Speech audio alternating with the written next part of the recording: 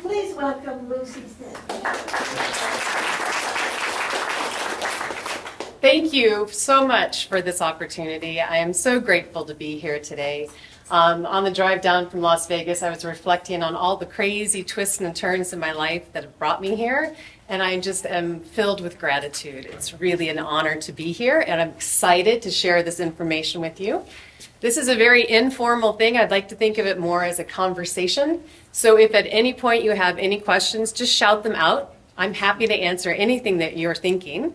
I'm going to guess that whatever you're thinking, I've had the same question in my own mind, which is one of the reasons why I made that little booklet.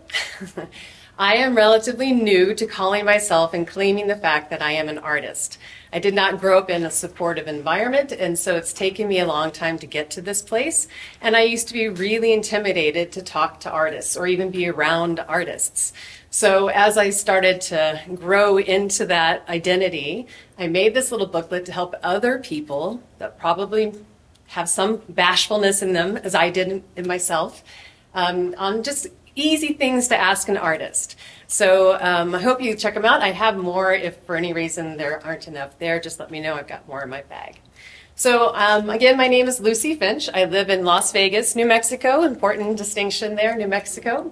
I've only lived there about 3 years, and I've only been doing this style of artwork for about 5. So it's still pretty new to me, and I'm still learning, and I don't claim to know everything. But what I do claim to know is what works, and I want to share that with you. The information that I have to share with you comes from a woman named Nancy Lucas Williams, who runs an atelier in the town of Port Townsend, which is on the Olympic Peninsula in Washington State. Does anybody know the Olympic Peninsula? Yeah. So you know what a beautiful and magical place that is. My husband and I were living on a sailboat. We spent our winters there, and in the summers we would just gunk hole up through the inside passage to Canada. And I met Nancy when we were tied up at the port and told her that I was struggling with my art. I couldn't quite figure out how to make things look more like what I was seeing with my eyes. All of my artwork looked very two-dimensional, very graphical, very flat. And she said, I can help you with that. So she had always dreamed of starting her own atelier. And so she started it with me as her first student. The information that she shared with me, she had to fight to get.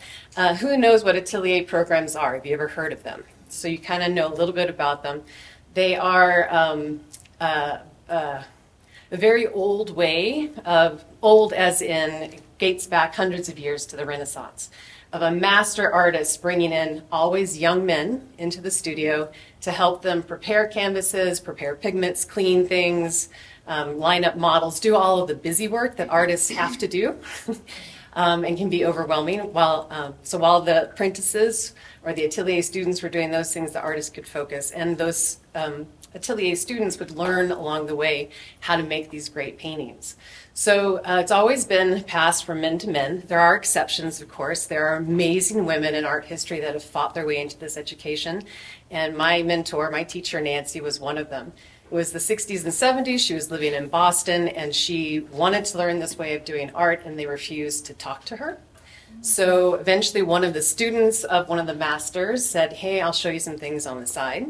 And she showed herself to be so dedicated and passionate about it that eventually, years later, the masters would allow her to take some classes. They really disliked having her there because she was a mother and she could only come part-time. And they really want people to be completely dedicated to this because it takes a great deal of focus and intention to create artwork in this manner. So they thought she would just slough off. Well, she didn't, and now she started her own school, and I'm a proud student. Atelier programs generally last anywhere from 5 to 15 years. It really depends on the student. It's very based on the own person's growth and what they need to learn. So that's why it can take longer or shorter, depending on where people come from. I was totally committed to stay until like the bitter end. We started out with charcoal drawings, doing black and white studies of casts. Do you know what I mean when I say a cast? A cast of usually a human head, kind of thing, a statue. So you start out with black and white studies of that, and then you move into oil paint and do black and white oil paintings, and then gradually introduce color. As it turns out, I'm deathly allergic to oil paint, and I did not know that. So as she was trying to teach me, my tongue was swelling, my brain was foggy, I was bumping into things, I couldn't process information, I was a mess. So we had to step away from that, and we tried a lot of different mediums, and eventually she showed me soft pastel, chalk pastel, and I thought, this is it. I loved the tactile feel of it. I loved the richness of the colors. I like how you can still layer to create dimensionality and gorgeous depth of color and value. So that was it. That was my medium, and I just went for it. I want to show you one of my paintings.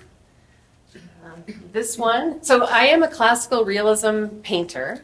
So as surreal as my art looks, it's actually all based on reality.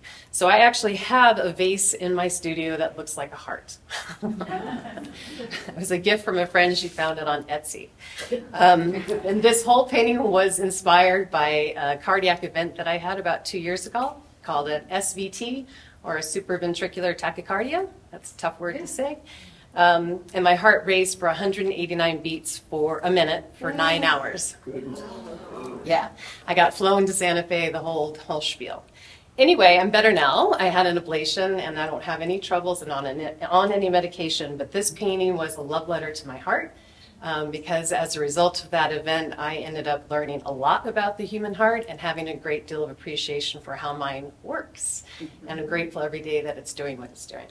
So that's the motivation for this painting. All of my paintings have a similar kind of story. Everything that I do is inspired by some life experience or some question that I'm asking myself.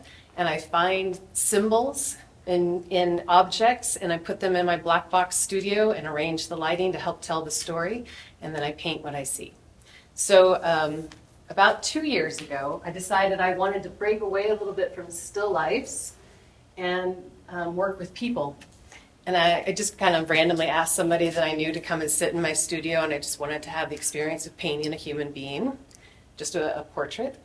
And gratefully she said, sure. Neither one of us knew what we were getting into. It's hard, right? If you guys have tried this. And I like to work from life. I don't like to work from photographs. And so a big part of this work is learning how to rely on your memory. So I would have my models come in and sit for me, and I would do quick, rough outlines of colors and values, and then they would leave, and I would try to piece it together and make the puzzle look whole. And I did take some reference photos because, let's face it, I mean, why turn your back on technology when it can help you? But I didn't rely on them completely. So what started out as one portrait ended up as a whole series of 13 women who came and sat in my studio, and I'm having a show in Las Vegas in September. You guys are all invited. I don't expect you to come. That's a long drive. But it is an interesting look into the lives of the women who call northeastern New Mexico their home. Most of these women were born or raised there, or their families have deep ties. And it's a real interesting look at the society and culture, which is unique to that area. So I encourage you to at least look at my pictures online. I have my business cards back there, and on my little pamphlet, you can also find my website. Okay, so enough of all of that. Let's get to the fun stuff, which is actually painting. So I need a volunteer from the audience. Anyone at all that would like to come and sit on stage? Somebody has to do it, or I have nothing to paint. All right. Sarah's going to do it. Come on up. Nicholas. He's busy. He's running all these cameras. It's pretty impressive. All right. So the thing about being the model is there's no rules. You just have to sit there. You can talk. You can look at your phone. You can ask questions. You can look around the room. It's all good. And that goes for all of you. You're all welcome to get up and move around, come and take a closer look at things. And again, just shout out any questions that you have. I am so honored to share this information that was so hardly fought from woman to woman. So anything that you want to know, please just ask. And part of what I'm going to show you is how I set things up. So Nancy always told me a slow start leads to a fast ending.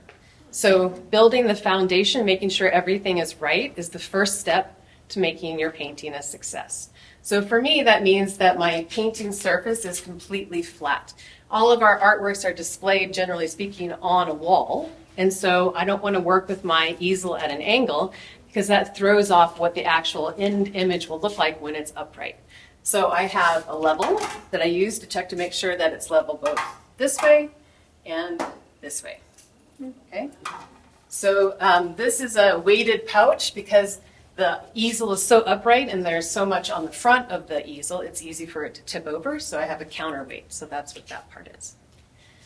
I normally, once I start painting, I tape my pastel board down tightly, but because we're doing a demo today and this is kind of fast, I'm not going to do that. But the first step is usually just to tack it up because I want to make sure that I can get my entire composition on my page. And to do that, I kind of need to get my glasses on. I'm of that age, right? We need glasses for things. And I want to do a portrait here of Sarah that's like head and shoulders.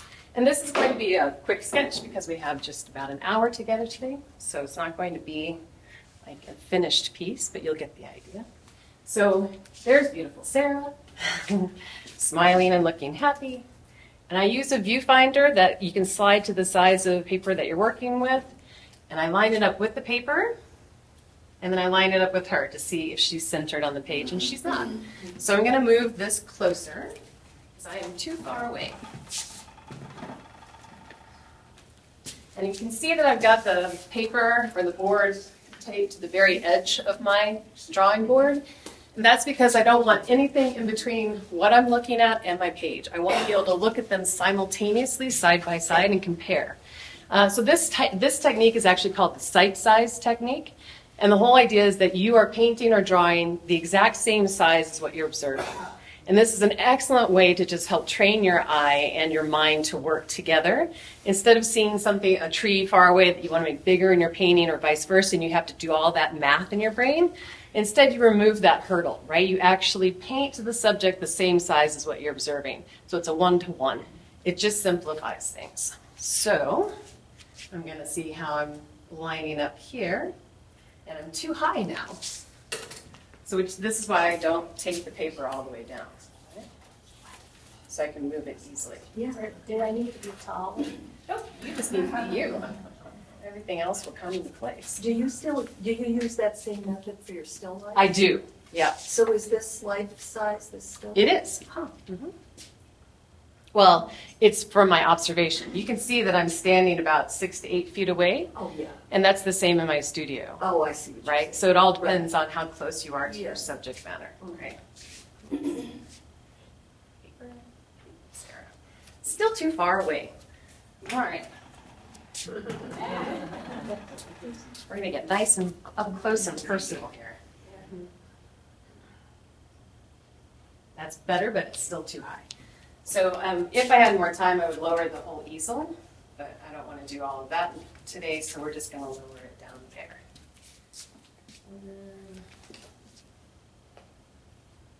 That'll do. Okay. So the next part that you do is you always want to observe, again, that you're trying to simplify this so that it makes your brain be able to relax, right? So you always want to come back to the same observation point every time. So I'm just going to put this here as a marker, but then I've got some painter's tape. Come back. And I'm just going to put a little piece of tape at the top of where my shoe is so that I can always observe Sarah from the same place over and over and over again. Yeah. Again, you're just trying to help your brain. Our brains work so hard. I actually did a whole, I did a still life about a brain because I was so impressed with the brain, right? And my mother-in-law had dementia, and watching that disease was just heartbreaking. So I wanted to celebrate, like with the heart, I wanted to celebrate that my brain worked, and so I did a painting with a LED lighted brain model, which was tricky. Okay, so slow start, right? We've got the easel level, we've got the distance marked, we have everything lined up so that I can paint exactly what I'm seeing, the exact same size as what Sarah is. So the next fun part is to talk about the pastels. And everybody works with pastels differently. I think that's fascinating, right? I mean, here is a medium that dates back hundreds of years, and we each use it very differently, and that's exciting. I use basically just soft and medium pastels, and I don't have anything harder than this. So when they break, because I drop things from time to time, I keep all the little shards. So if I have like a sharp little edge on something, then that's what I'm using to make that. But mostly I go back and forth between the two values to create a thinner line. So I have mine organized by warmth or coolness. So this was something that Nancy told me and I didn't believe her.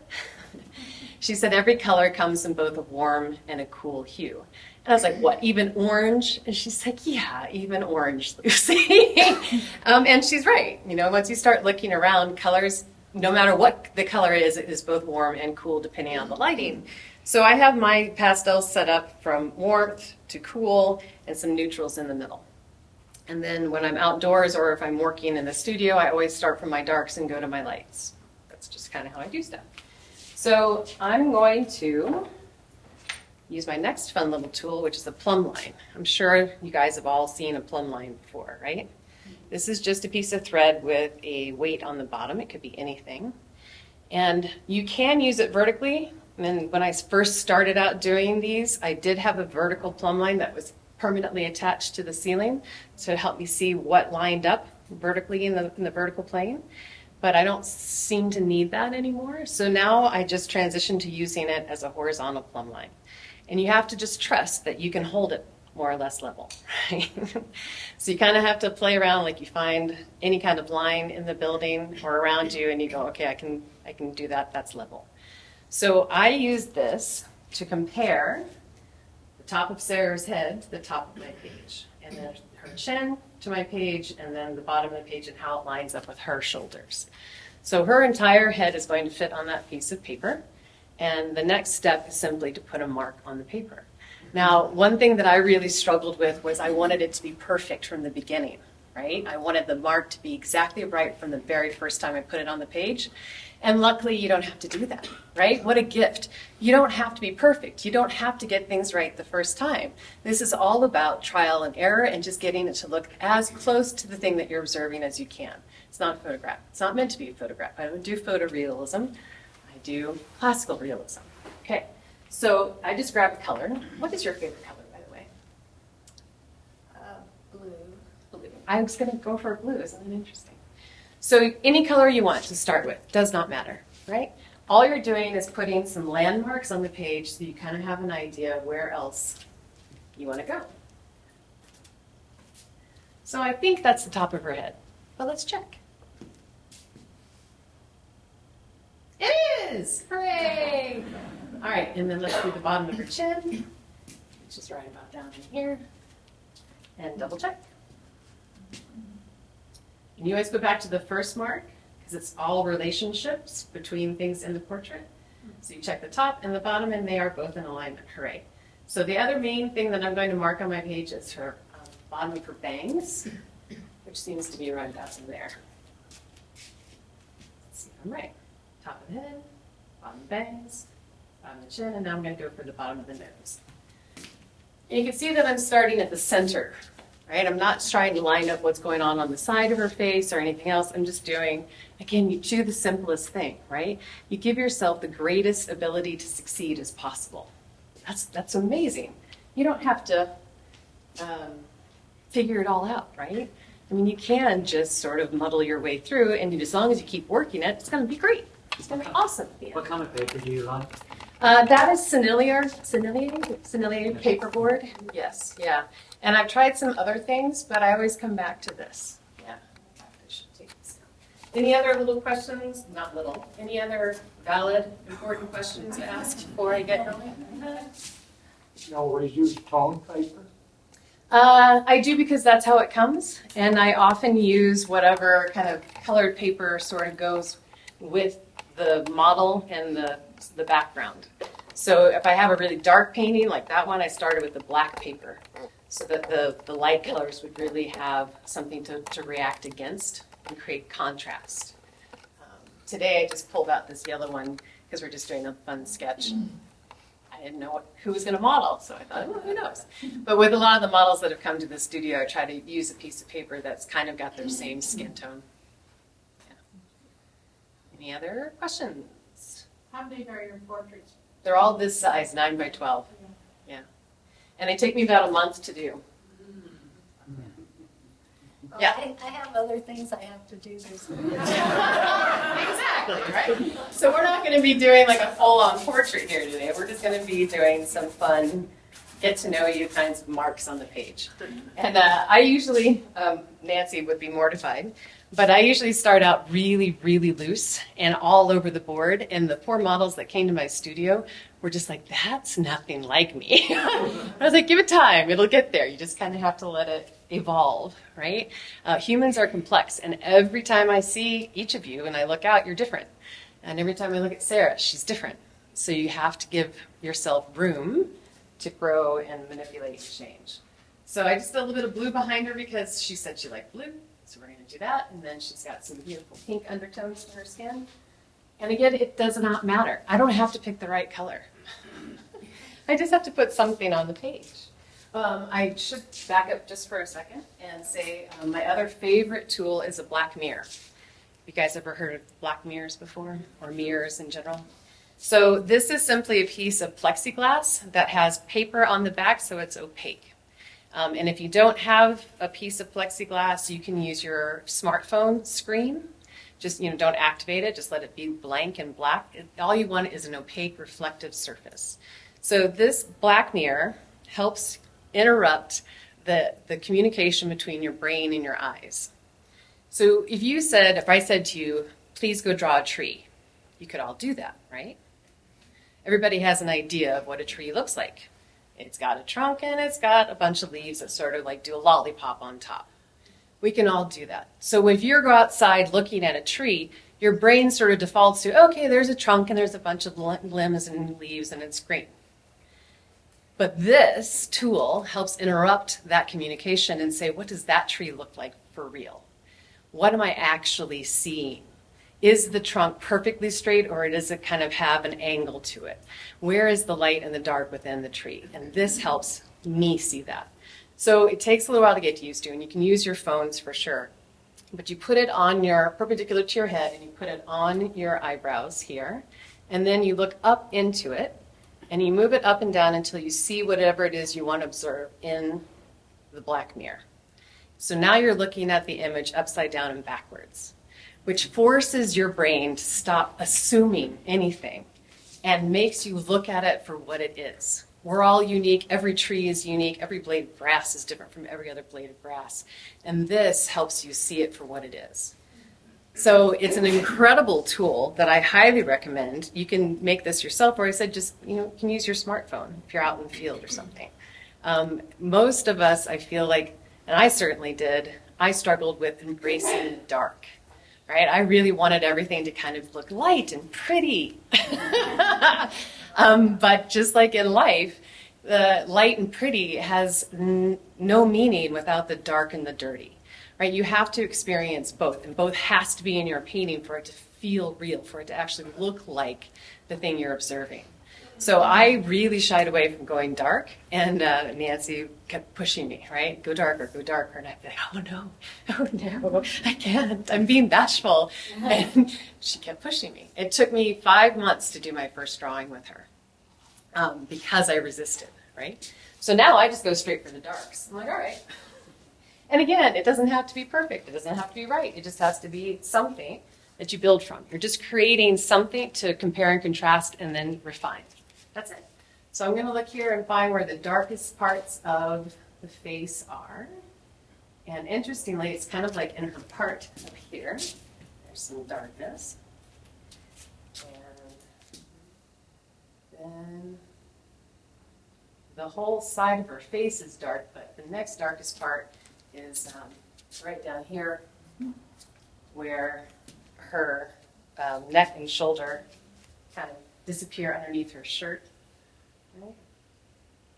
And then under her chin, there's a nice dark spot. So again, just landmarks. You're just putting down something to build off of, right? It doesn't have to be perfect. It doesn't have to be anything specific. You can just play. So then I literally just start playing. I just start looking at her and thinking, what do I want to work on next? And I really kind of like looking at her hair. But you can do anything, right? Women can do anything. And usually I try to start building from the plane that's the furthest away. So if she was actually in a nice backdrop kind of area that wasn't all weird and wonky back there, if it was a flat backdrop, that would be the thing furthest behind. So I would do that first so that then everything else can build on top of that. And so I'm playing with her hair right now, but really what I should probably think about doing is more about her face, because her face is behind her hair. So I should probably get something in for her face. Questions? Shout things out. Talk amongst yourselves. Sure seems like you're pressing hard. On the chalk? Yeah. Yeah, I always do at the beginning. I like layers and layers and layers, right? So my very first layers that I put in, I push really hard, and I really try to fill in all of those nooks and crannies and crevices in the paper. And then by the time I'm getting to my final go around of everything, I'm touching everything super lightly and just moving the pastel with another piece of pastel. I never touch the paper myself with my hands or any other instruments. I simply just go back and back and back and back with different pastels to get what I want. So you can see why it takes me forever. It's not a fast process. I forgot about her neck, so now I need to do that part.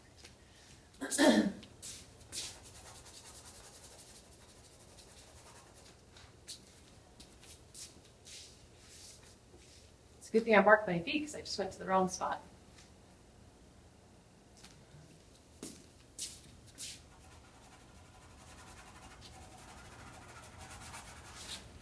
Are you bored? Sitting there? No, A little bit. When I was doing these in my studio, I didn't know what to expect at first. And the women that modeled would start just telling me stuff. I think they get bored, right? They're just sitting there and I'm staring at them. So they would just start talking. And they told me things that they said they had never told anyone else. And I'm taking those secrets to my grave, you know. But Now you know where the bodies are. I do, right? Take you on a really interesting tour of Las Vegas. With no slot machine. Right. Life is hard, and they shared their hardships with me, and it was such an honor. But man, I have to tell you, after a couple of those stories, I kind of had to go cry. I mean, it was just too much, right? It was just like, whoa, I don't want to carry that. That's a lot. It's hard. Is this the way you start these portraits then? Yes. Mm-hmm. Yeah. And how I start the still lifes too. Oh. Yeah. And you mentioned your black box studio. Yes. So most artist studios have tons of windows. I'm the exact opposite. So because I want to be able to go into my studio and work on the exact same thing any time of day or night, I have no windows. So I control all the lighting, and it's consistent no matter what time of day I'm working. Because I'm working for life, right? I'm not working from a photograph or some other, or more of my imagination or just my instincts. I'm actually trying to capture exactly what I see, so what I see has to be the same every time I look at it. Yeah.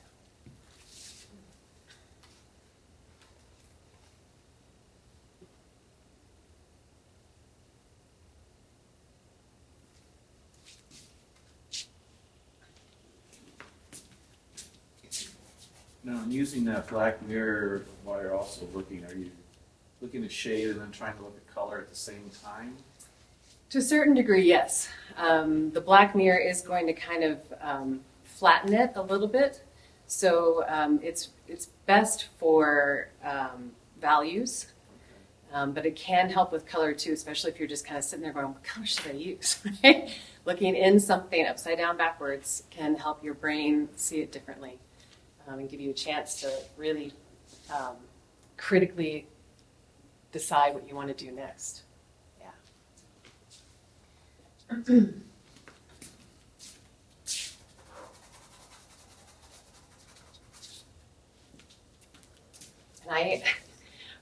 just clean my pastels on my Smart, which works for me, and I just have to launder this on a regular basis. So.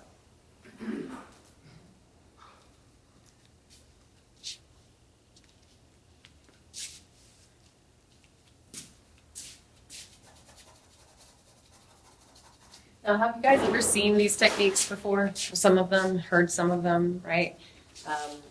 The information is out there for sure. I had just never heard of it before I met Nancy, and so for me it was an incredibly eye-opening experience. And the name is Nancy what? Nancy Lucas Williams. L-U-K-A-S? Lucas. Yeah. And her atelier is called the Masters Atelier of Drawing and Painting. So far, you've got a great Tom Selleck going. Oh my God, like I have a mustache. Don't freak out! I promise it's going to get better. It's getting That's what better. I was going for, but Tom Selleck. This is another interesting piece that's fun to go outside or inside and observe. All the colors that come in the warm or the cool hues. If you're outdoors, pretty consistently, you'll notice that anything that's in the sunlight is warm and anything in the shadow is cold, but it's the reverse indoors. So when I'm looking at her and thinking of the side of her face that's in shadow, I chose a warm color. Does that make sense? And then the stuff on the right side, it started out a little bit warm, but it's going to get cooler as I go.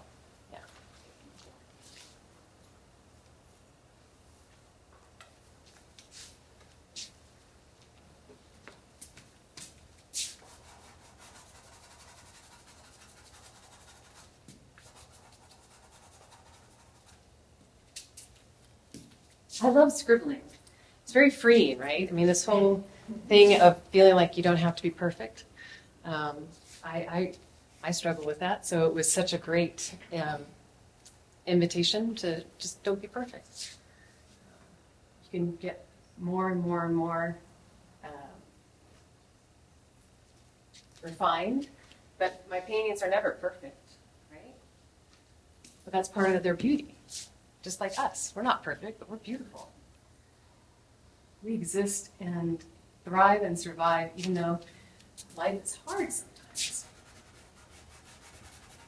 I'm a real newbie when it comes to this, but when you talk about realism versus classical realism, what do you... Photorealism versus classical realism.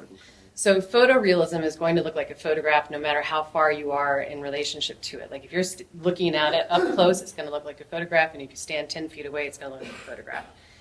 Classical realism is more from a distance of about 6 to 8 feet, it will look real. But as you get closer, you'll see all of the strokes and all of it. In fact, the exhibit that's here in the museum right now has some excellent examples of that. If you stand across the room and look at something, you'll think it's a photograph. And then as you get closer and closer and closer, you can see how loose the strokes are and how beautiful they are. Yeah. And I think I don't have the patience for photorealism. I mean, if doing this takes me a month, I don't know how long a photorealistic work would take me. More time than I really want to give it. Your pastel box is about as far away from the easel as it can get. True. Is that to force you to look at it from a distance? Not only that, but forces you to look inside, into your memory. Like I'm observing her and thinking, what color do I want? And then I have to hold that in my mind, find it, and then put it up there. Yeah, and the whole thing of working for your memory, it's an excellent tool that would serve you no matter where you're doing your artwork. If you're outdoors, right, and you have to remember how the cloud looked or what the shadow was at that particular moment because it changes constantly. So that's what I'm doing. I'm helping to train my brain to hold information and then allow me to work from it. And that whole thing of keeping the pastels away is just a way to reinforce that. What do I want? Keep it in my mind. Remember it. And then move forward. Yeah. But you don't have, none of these things are things that have to be done. These are all choices, right? Any of us can do anything that we want at any given moment. This is just what I'm choosing to do and how I choose to work with this medium.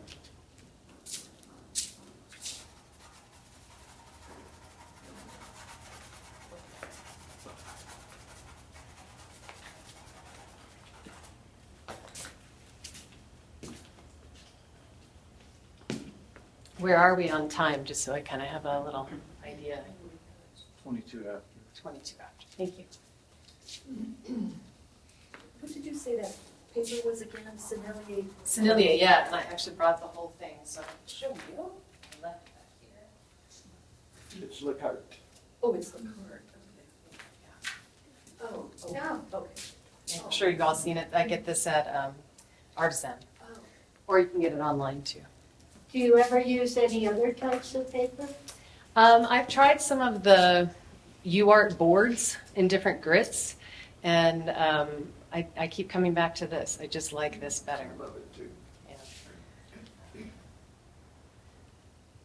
But you have to try everything to find out what you like, you know?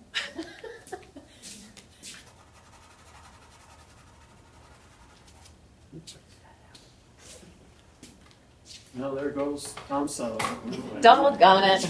No more mustache. I'm so disappointed. Yeah.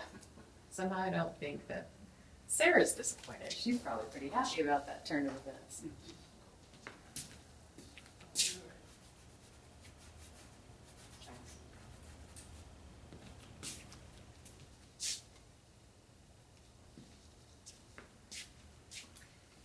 I've gone places and I've had people say, oh, there's only 3 values you have to think about in a painting.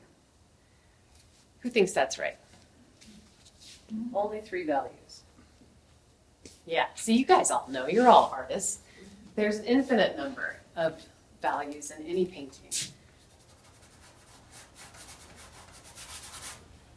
It can be helpful to find, your lightest light, your darkest dark, and then you have the full range in between that.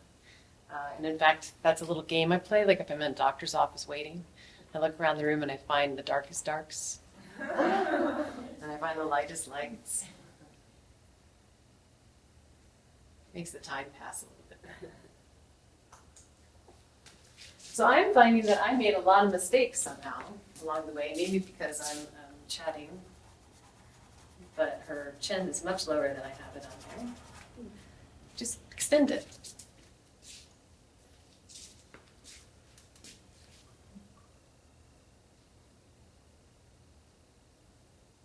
Sarah, you want to tell us any stories while you're sitting there? Nothing too personal? Well, once I was the president of the Pastel Society.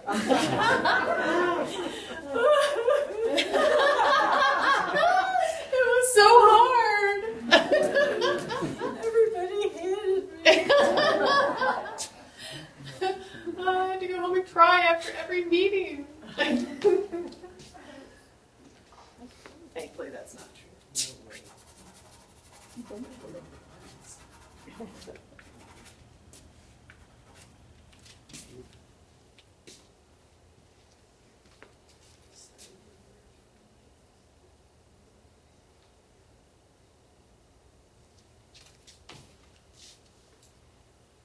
I heard a little comment in there starting to emerge. Yeah. Takes some time though.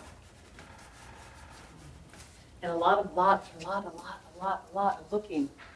I tried to compare how much time I spend looking and observing versus making the painting, or actually making the marks, and it's almost 50-50. I spend a tremendous amount of time looking and studying and thinking about what I'm going to do next and how I'm going to make it happen.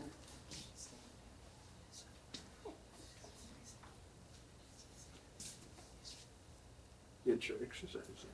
Yeah, right? Keeps me from getting bored, that's for sure.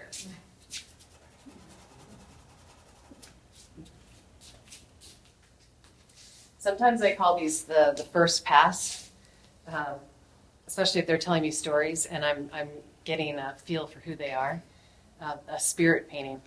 Because oftentimes when they're super rough like this and really loose, somehow it captures something of an essence that I lose as I refine it more and more and more.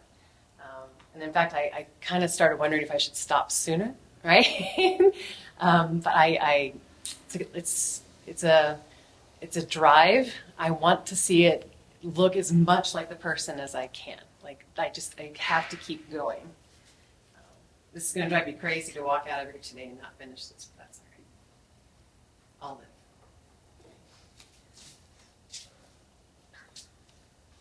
You have a level at your easel, so is this just to make sure that the easel is level? Yes.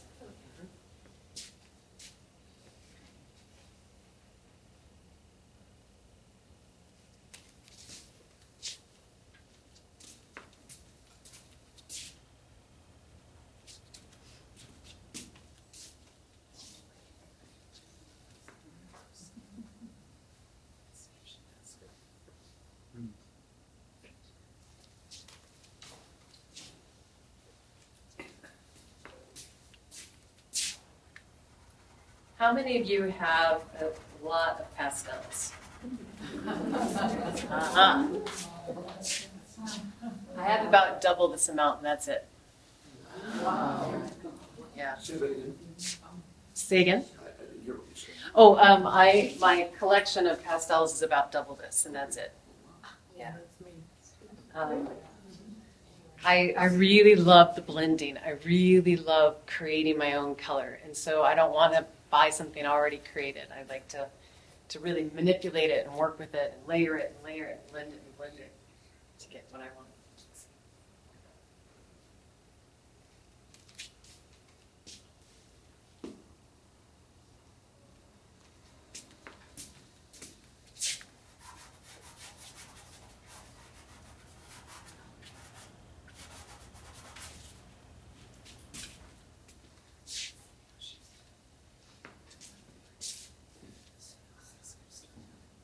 I hear whispers. Go ahead and just say it.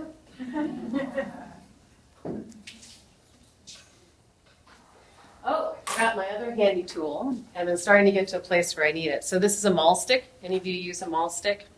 Yes. Right on. So you know they come in lots of different shapes and sizes, and I've seen people use a cane before. It's whatever you want to use. This is nice and lightweight, so it doesn't. I've tried using heavier things, and it bothers my wrists, so I need something lightweight. And you just simply use it to steady your hand and keep you from touching your surface.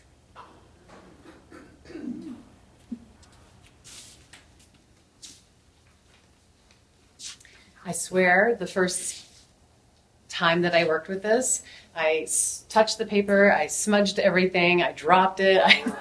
I was a disaster with the maul stick, but it's taken me a while, and now it's just another appendage, right? Like it's another hand almost. You get used to things, don't you? It's pretty amazing. I also use it to kind of steady myself and make sure that I'm looking consistently every time. An extended march or parade. I do that too, Nicholas. You have no idea. When I'm feeling good, I twirl it, you know? And when I'm thinking really hard, I just kind of like grab it, scalp. So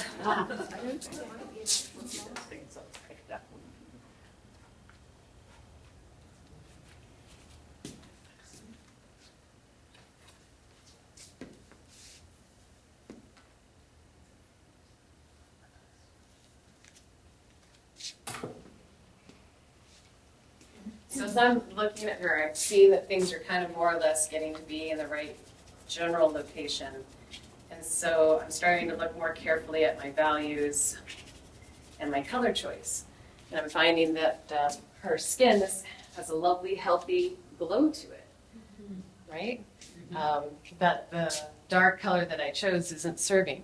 So I have to find things to layer on top of it to bring it up to more of what I'm seeing. So when you start layering colors on top of colors, do you tend to get that mud effect, or do you? I don't, and I think that's just a matter of always working the dark to the light. So I'm always bringing things up in value, and so somehow that application of a lighter color on top of the darker color seems to not get into the mud. Does that make sense? And then as you get to, we all have different pastels, we all have different preferences. Mine are Sennelier and Rembrandt, but you get to know your own pastels, right? You know exactly which thing to reach for if you want a certain effect. And so it's just a matter of using it consistently over time to figure that out. And the card holds a lot of layers. Say that again, Nicholas? The card holds a lot of layers. It does, yeah. Early on, I'm like, okay, so that's how I know when I'm done, because it won't hold any more pastel.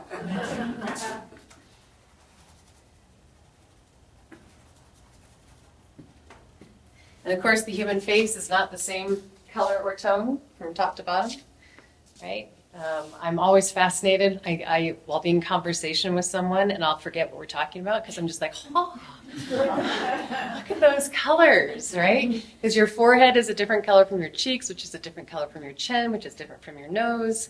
Of course, it's all related, but it's slightly different. So you start kind of trying to figure those things out as you go as well.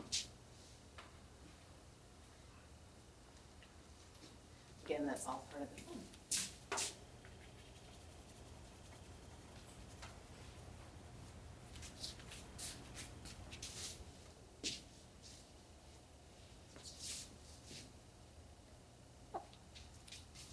That was my shoe, by the way, that made the little squeaky noise. I didn't. Sure it was. Uh-huh.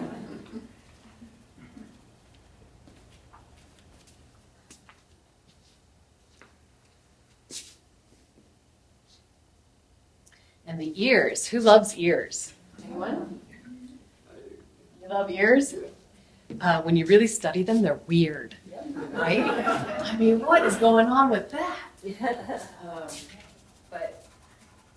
But almost like a seashell. Yes, right? With those beautiful curves that constantly kind of seem to move inward.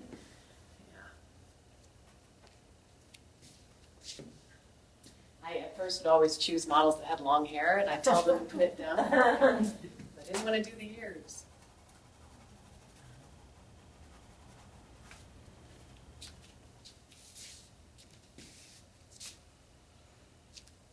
And the iris and the eyes. Just, Yeah, that's another place to get lost, isn't it? Yeah.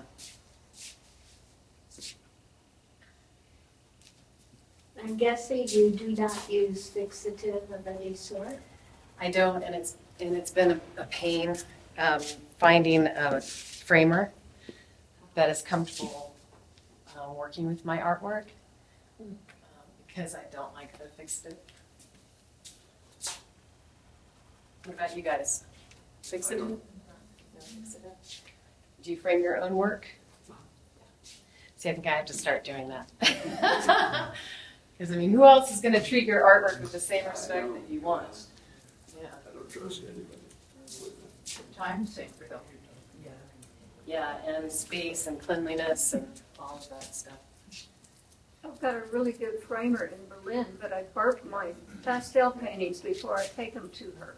You I burp them. burp them. What does that mean? Take it outside and kind of lightly bump it on something so the extra dust falls off. I actually beat Yeah, I do that too.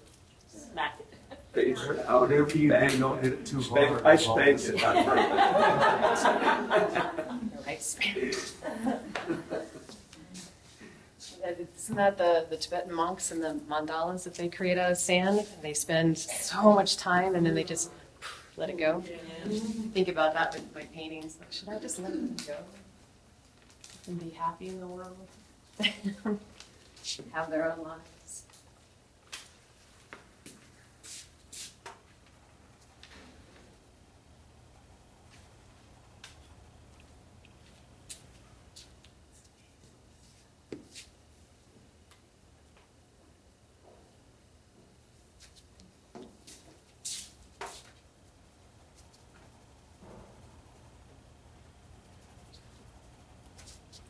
Sometimes when I get to those final layers and touches, especially doing women's faces, I feel like I'm applying makeup.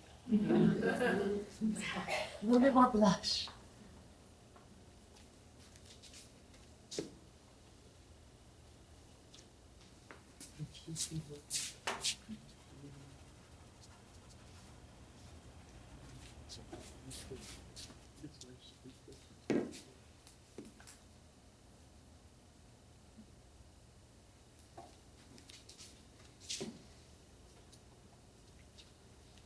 So I told you I like to work dark to light, and yet I'm noticing that I've gone too light for these areas on the side of the face and the light. So I need to somehow get that to a darker tone, but make it consistent with her own skin tone somewhat. And as I'm looking, I'm surprising myself because at first I thought pink, right?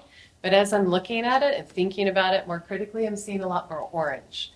What colors do you generally identify with? You mean for makeup? Yeah, or like gravitate towards, like you like blue Oh, and pink and pink. and red. Turquoise. So all the good colors. Yellow.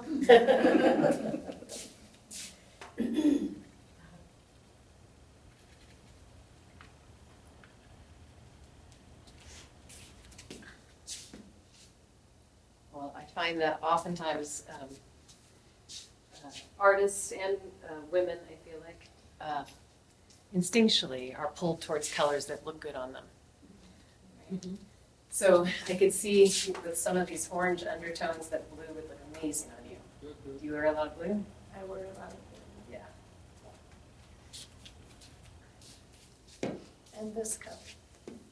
Which is a bluish turquoise, right? And because of John, I have to wear this. Because of that horrible experience.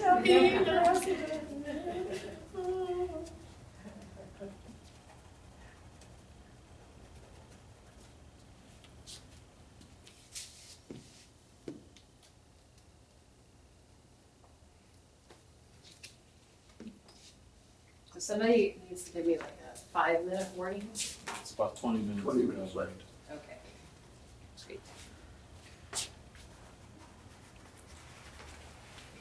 So another part of deciding like what to work on your painting is to figure out what's the furthest behind. Does that make sense? So it's easy to get focused in on, oh, I want to work on her eyes because they're so beautiful, right? And then you forget about the rest of the face. And you get the eyes so far along that it's really hard to bring the rest of the painting up to that same level of finish. So you try to work the whole painting all the time, constantly bringing everything up at the same level. And so I often will, take a break from the studio, leave for a day, come back, and ask myself, what's the furthest behind? What needs to be brought up to be level with the rest of the painting?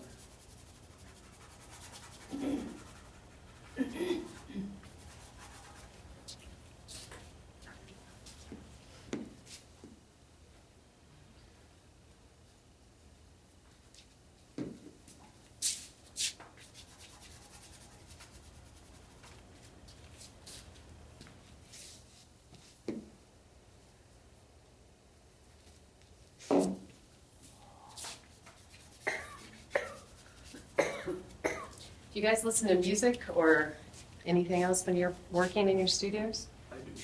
Yeah? Podcasts. Podcasts? I find that I do too, and if I don't for some reason, like right just then it was really quiet, I'm like, wow, this is really kind of a noisy thing. Scraping pastel onto the paper makes some sound. I can't tell, but are the eyes level at this point? Probably not. Okay. Yeah. They are more or less just suggestions at this point to figure out how they are relating to the ears and eyebrows and everything else. So that's another guideline. That's so fun to just sit around and look at people and try to figure out if it's true for them. But the center of your eyes will usually line up with the corners of your mouth. And the tops of your ears will usually line up with your eyebrows, among other things. Just something to kind of look at with people and be like, huh, is that true for you or not? Since you lived on the water, now you're in Las Vegas, do you miss the water? Some days I really do. Yeah. Lately, I've really been longing for that, the smells and the rhythm that comes with living near the water, right? With the tide coming in and out and the passage of time.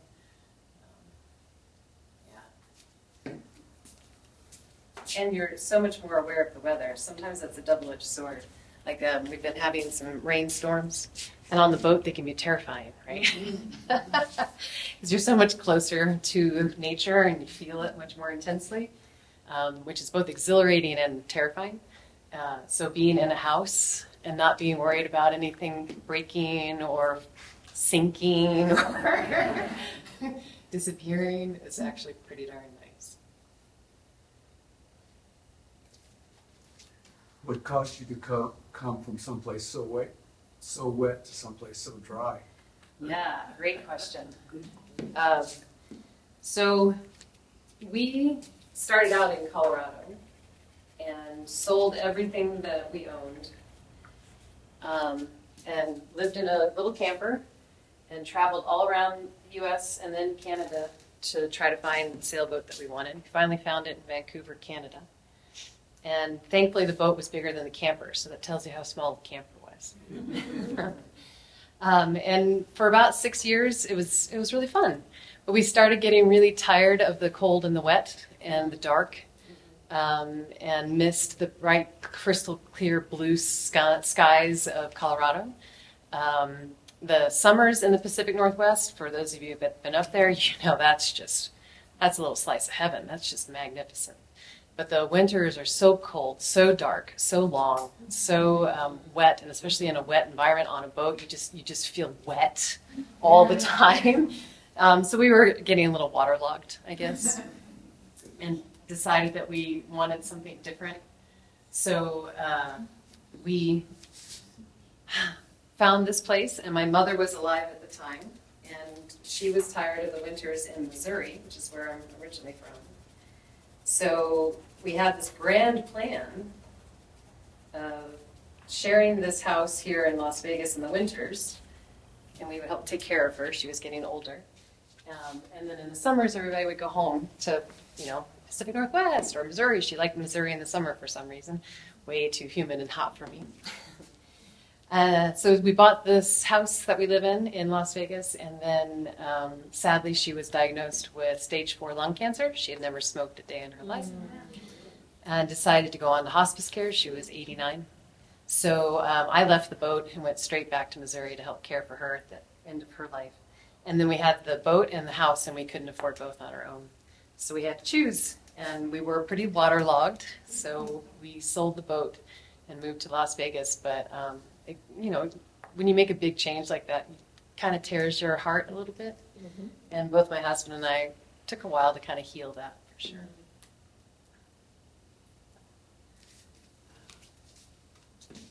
There are advantages to living someplace with nice, warm, comparatively speaking, warm winters. How did you choose Las Vegas? Yeah, we drove all over New Mexico. We spent about 2 weeks checking out every community that I could think of that had any kind of creative environment. And then we looked at where we could afford. And Las Vegas at that time in particular was very affordable. And we got a big house, big enough for my mom and us, and everybody would have room to move around and be comfortable. So our money went further up there.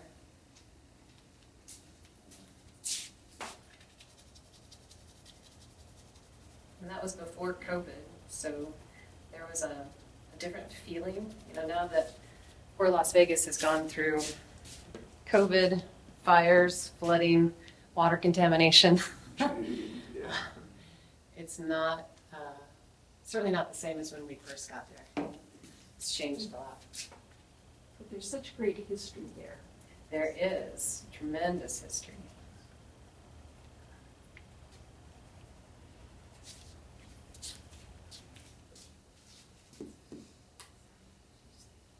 And if anybody ever wants to come up, just let me know. Be happy to share what I know or what I've seen or people and places that I've learned about.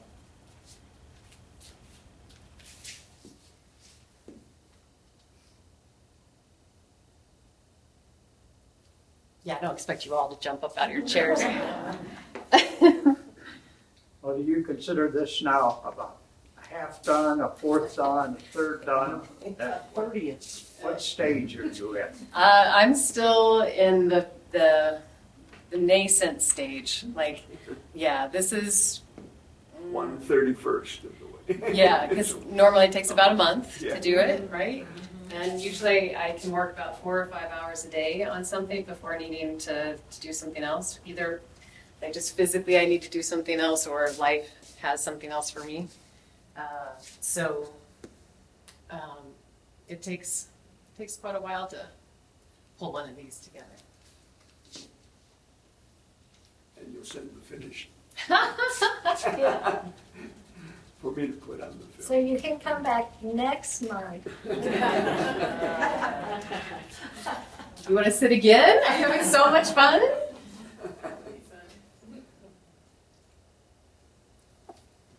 Will you be taking a photograph of her to continue it, or? It wasn't my intention to do that. I see. I have, like I said, I have that show coming up, and so that's taking a lot of my attention and my time. And for a ridiculous reason, I decided to paint a mural on our backyard fence that's 60 feet long and 6 feet high. And it's taking me a very long time to do that. Where is your show going to be located? It's in Las Vegas in a gallery called Gallery 166, and it's located at 166 Bridge Street. Yeah, the name isn't terribly unique. It's very descriptive. Very creative. Yeah.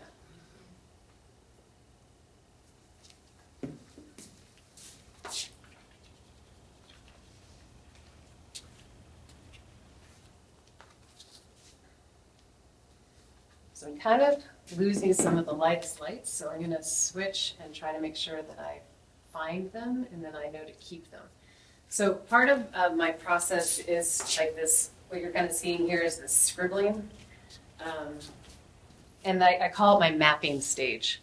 So I'm kind of figuring out the values and the general base colors of places, the lightest lights and the darkest darks, so that when the model isn't there, I can still follow my map. And hopefully my memory to fill in the gaps. 10 minutes. 10 minutes, thank you. So how long does the model normally sit for you? I would have them sit for anywhere between 1 and 2 hours at a time and come about once a week. And at first I needed them to come like 4, 5, 6 times because I was really struggling at first. And then I figured out my technique and how I wanted to do it, and then all of a sudden it got much faster and I really only needed them to come about twice. 10 minutes. Thank you.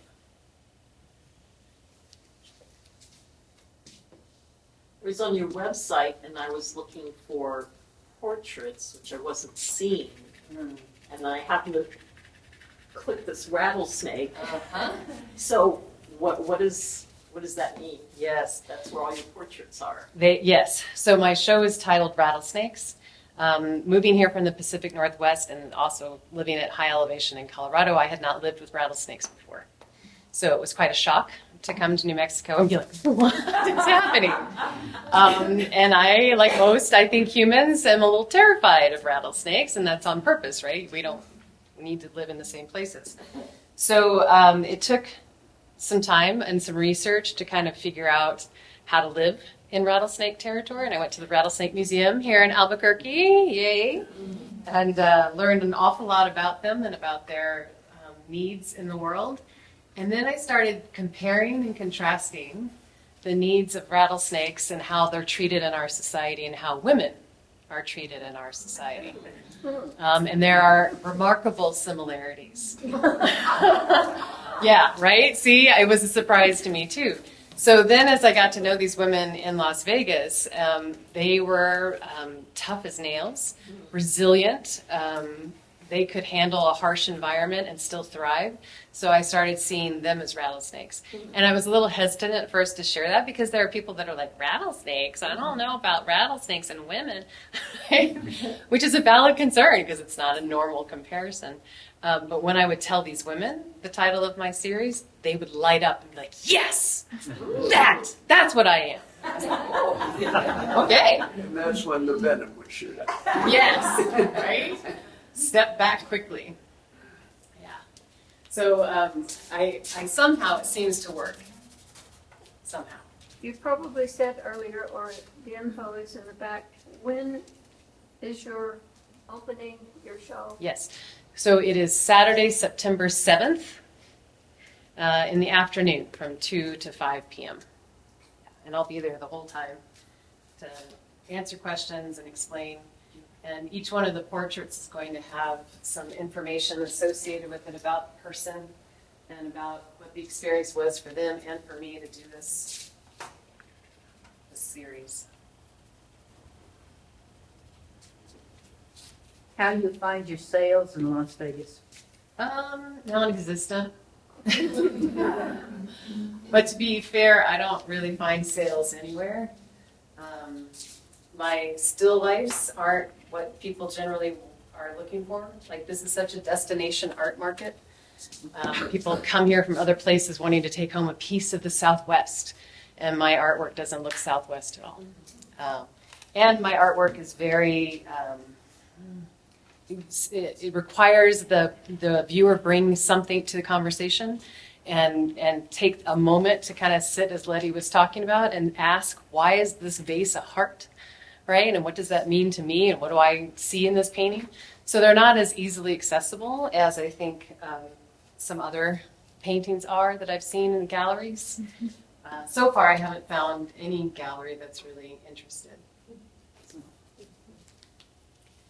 I have found individuals that were interested here and there, mostly friends, you know, kind of thing.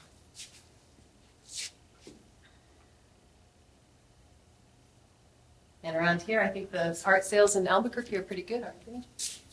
Like, in general. Oh, there's silence. So that's no. Tough question. It goes in spurts. Spurts. Is it around the seasons, or what are the spurts associated with? Just the right person has to come along. I've been like it. Amazing, right? Yeah, just the right person at the right time. Santa Fe's big time is in the fall. Yeah, fall. And they just had their summer festival on Canyon Road. I happened to be there for that. And a ridiculous number of people, but I didn't see anyone buying. This year so far seems a little thin for me. Overall, Sales, period, from what I'm seeing. I mean, some of you guys probably sell hand over fist, no matter what day or hour or month or. Depends on your definition of hand over fist.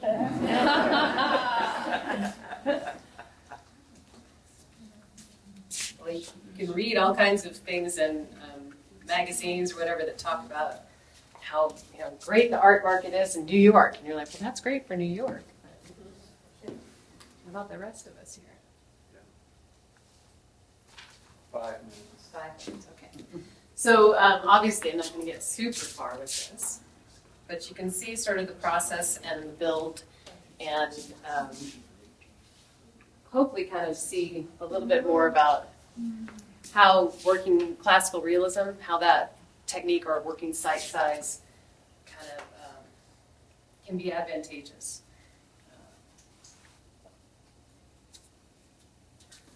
It just simplifies the process, right? Because I'm not having to think, is her ear bigger or smaller? I can just look and see that her ear is that size. How would you finish the background? So normally, of course, I would have her in the studio and I would have a blue cloth hanging behind her. And so I would finish it so that it looked like what I was looking at. So if the cloth had wrinkles in it or if it had a gradation of color, I would do that. Yeah. I honestly don't make up anything. I'm not good enough to make up stuff. I'm barely good enough to try to honor what I'm seeing and create something that looks somewhat like what nature has already created. You know, there's no competing with her, right? I mean, she's just. Was your plexiglass, was it black, or did you spray paint it, or what did you do? It was clear, and this is just a piece of paper on the back. Black paper? It comes with a piece of sticky paper on the back to protect it, so it's just that piece of paper. But I've also found just pieces of plexiglass, and I've painted the back with opaque black paint, or I put tape, anything to make it opaque. Yeah. So that's kind of it, you guys. Any other little questions, or not little? Sorry. Any other important questions from anybody? Amazing, thank you. Yeah. Oh, pleasure. Thank you. And thank you. Come around and take a look. Be like, wait, that doesn't look like me at all.